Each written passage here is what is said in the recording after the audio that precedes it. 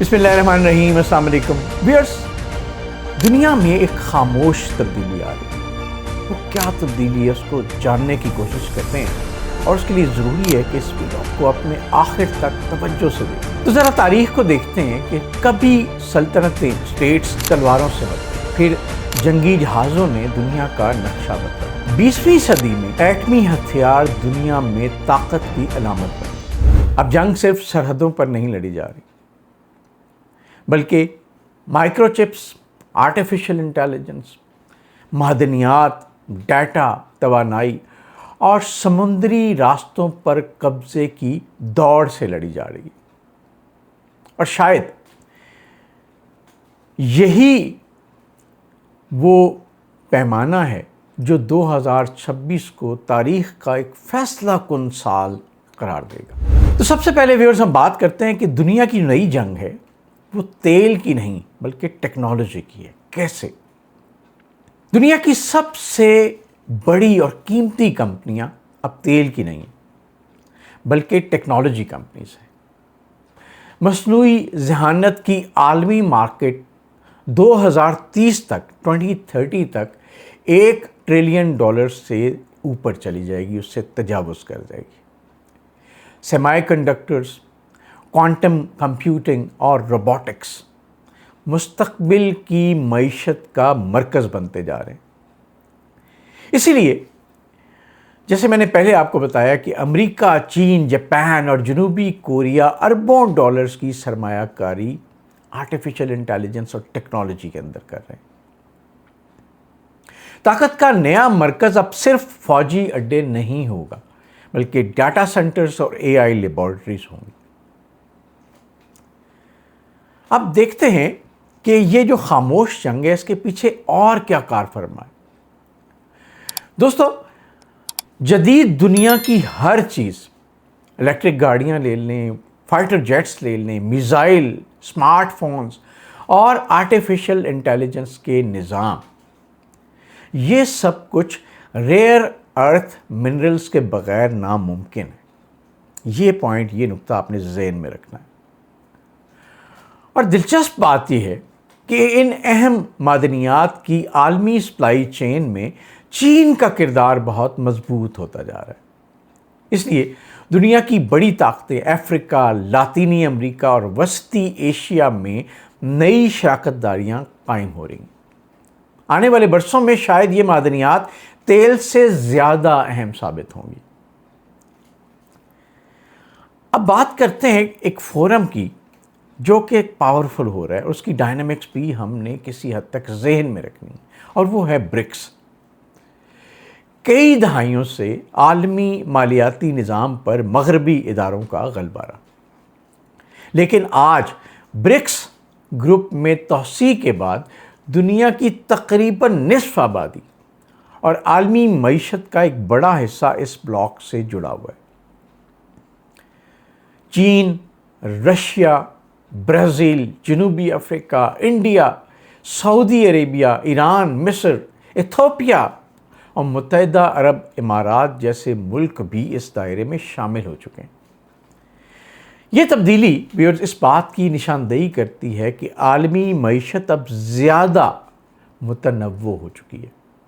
زیادہ تر لوگ نہیں جانتے ویورز کہ عالمی تجارت کا تقریباً 80 سے 90% یعنی 80 to 90% حصہ ہجوم بحری راستوں سے گزرتا ہے۔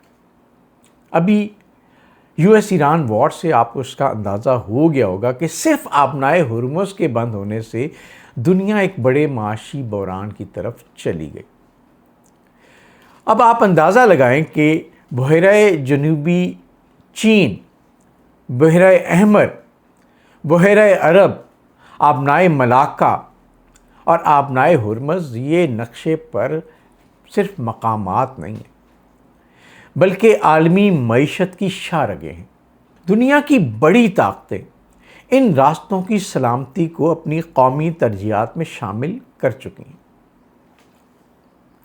اچھا، ایک اور بڑا کنٹریبیوٹر ہے جو کہ اس خاموش تبدیلی کے اندر بڑا امپورٹنٹ فیکٹر ہے، اور وہ ہے آبادی۔ 2050 تک دنیا کے بڑی آبادی والی ممالک میں پاکستان کا نام شامل رہے گا۔ پاکستان کی آبادی کا ایک بڑا حصہ تقریباً 64% نوجوانوں پر مشتمل ہے۔ یہی نوجوان آبادی اگر تعلیم، ہنر اور ٹیکنالوجی سے لیس ہو جائے تو یہی پاکستان کی سب سے بڑی طاقت بن سکتی ہے۔ اور آج دنیا صرف قدرتی وسائل سے نہیں بلکہ انسانی وسائل سے بھی ترقی کرتی ہے۔ اب پاکستان کے لیے اس سارے ماحول میں بڑا موقع کیا ہے؟ پاکستان شاید سپر پاور نہیں ہے ویورز، لیکن اس کے پاس ایسی چیز ہے جو خریدی نہیں جا سکتی: جغرافیہ، جیو پولیٹیکل لوکیشن۔ پاکستان مشرق وسطیٰ، جنوبی ایشیا اور وسطی ایشیا اور اس کے علاوہ بحیرہ عرب کے درمیان ایک قدرتی راستہ ہے، اور گوادر کی بندرگاہ، ڈیجیٹل معیشت، IT برآمدات اور علاقائی تجارت پاکستان کے لیے آنے والے برسوں میں نئے مواقع پیدا کر سکتے ہیں۔ لیکن اصل سوال یہ نہیں کہ دنیا کیا کر رہی ہے، اصل سوال یہ ہے کہ پاکستان ان مواقع سے فائدہ اٹھا سکتا ہے، اور اٹھا سکتا ہے تو اس کے لیے کتنا تیار ہے۔ اور اب آپ ان ساری چیزوں کو کمبائن کریں۔ ہم نے بات کی معدنیات کی، ریئر ارتھ منرلز کی، ہم نے بات کی جغرافیے کی، ہم نے بات کی نوجوانوں کی۔ ان ساری چیزوں کو آپ اگر اکٹھا کریں تو پاکستان کو اللہ نے ان ساری نعمتوں سے نوازا ہے۔ اب یہ بات ہمارے ہاتھ میں ہے، اسٹیٹ کے، حکومتوں کے اور ہم عوام کے، کہ ہم ان اپرچونٹیز سے کتنا فائدہ اٹھا سکتے ہیں۔ میں ینگسٹر سے اسپیشلی کہوں گا کہ آپ کسی کے انتظار میں نہ رہیں، آپ جدید علوم سیکھیں، آپ اپنے آپ کو آرٹیفیشل انٹیلیجنس اور ٹیکنالوجی کے اندر لٹریٹ کریں۔ دنیا آپ کے سامنے کھلی پڑی ہے۔ انٹرنیٹ کی دنیا سے صرف اس کے یوزر نہ بنیں بلکہ اس کے اندر کانٹینٹ کریٹ کریں، اس سے ایجوکیشن لیں، اس سے ٹریننگ لیں اور اس سے اپنے لیے مواقع تلاش کریں، کیونکہ سروسز ایکسپورٹس سے پاکستان بہت زیادہ فائدہ اٹھا سکتا ہے، اور جوانوں آپ انڈیویجولی بھی اس سے بہت فائدہ اٹھا سکتے ہیں، اور کئی نوجوان ہمارے اس سے فائدہ اٹھا رہے ہیں۔ اب اس دور میں ہم سب نے مل کے ایک جان ہو کے اس پہ کوشش کرنی ہے، تو کوئی وجہ نہیں کہ اگلے آنے والے دنوں میں سپر پاورز جس ملک کو نظر انداز نہیں کر سکیں گی وہ انشاءاللہ پاکستان ہوگا۔ لیکن اس کے لیے بہت محنت کی ضرورت ہے، بہت توجہ سے کام کرنے کی ضرورت ہے، ڈسٹریکشن سے بچنے کی ضرورت ہے۔ یہ ہمارے آس پاس جو بہت سارے نعرے اٹھتے ہیں جو کہ ایک نااتفاقی پیدا کرتے ہیں، ان سے بچنے کی ضرورت ہے۔ ہمیں اتفاق اور اتحاد کی، یونٹی کی ضرورت ہے۔ اور اگر یہ سمجھا جائے کہ شاید دنیا کا نظام اب جنگوں سے نہیں بلکہ اپورچونٹیز سے بنے گا۔ 2026 کی دنیا ہمیں ایک نئی حقیقت ویورز دکھا رہی ہے۔ طاقت صرف ہتھیاروں میں نہیں ہے بلکہ علم میں ہے، طاقت صرف فوج میں نہیں ہے بلکہ ٹیکنالوجی میں ہے، طاقت صرف وسائل میں نہیں ہے بلکہ نوجوان ذہنوں میں۔ اور اگر پاکستان اپنے انسانی وسائل، تعلیم، مصنوعی ذہانت، برآمدات اور ٹیکنالوجی پر توجہ دیتا ہے تو شاید آنے والے برسوں میں دنیا پاکستان کو صرف ایک جغرافیائی حقیقت کے طور پر نہیں بلکہ ایک اقتصادی اور تکنیکی طاقت کے طور پر بھی دیکھے گی۔ اور بلو اکانومی کو آپ نے بالکل نہیں بھولنا۔